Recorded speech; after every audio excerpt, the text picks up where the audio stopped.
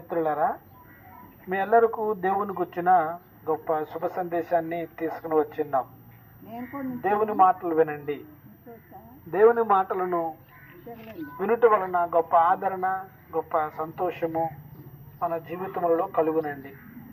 పిల్లరా, దేవుని గ్రంథములో ఆయన మన అతిక్రమ క్రియలను బట్టి గాయపరచబడెను, మన దోషమును బట్టి నలుగుగట్టబడెను, మన సమాధానార్థమైన శిక్ష యావత్తును ఆయన మీద మోపబడెను అని యేసుక్రీస్తు వారు పొందిన శిలువ శ్రమ గురించి, మరణమును గురించి వ్రాయబడి ఉన్నది.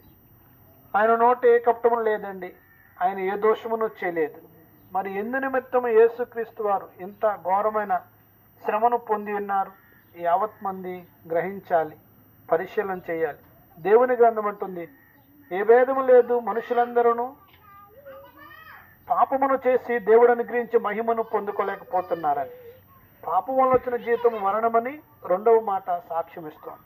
ఇట్లాంటి స్థితిలో మానవులు నశించిపోతుండగా దేవుడు తన ప్రజలను వారి పాపముల నుండి విడిపించుట కొరకు, వారిని రక్షించి సదాకాలము తనతో పాటు కూర్చుండబెట్టుట కొరకు ఈ లోకమునకు ఆయన మానవుడిగా దిగివచ్చున్నాడు.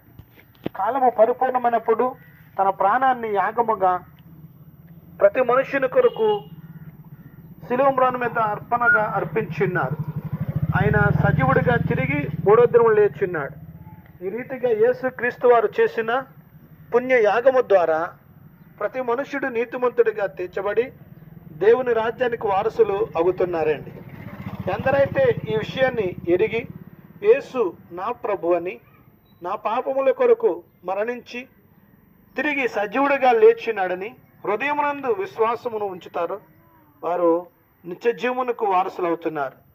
కాబట్టి దేవుని గ్రంథం అంటుంది, మన పాపములను మనం ఒప్పుకునే ఎడల ఆయన నమ్మదగిన వాడును నీతిమంతుడును గనక సకల దుర్నీతి నుండి ఆయన మనల్ని విడిపించును. అప్పుడు ఆయన కుమారుడైన యేసు రక్తము ప్రతి పాపముల నుండి మనల్ని పరిశుద్ధులుగా చేయును అంటుంది. కాబట్టి యేసు క్రీస్తు మన పాపముల నుండి మనల్ని విడిపించట కొరకు శిలువ మరణం పొందారు. ఆయన నోట ఏ కపటం లేదండి. ఆయన ద్వారా విశ్వసించు ప్రతి మనుషుడు నీతిమంతుడయ్యి పరలోకానికి వారసులవుతున్నాడు. విశ్వాసం ఉంచండి. దేవుడు మిమ్ములను మీ కుటుంబమును దీవించునుగాక. ఆమేన్.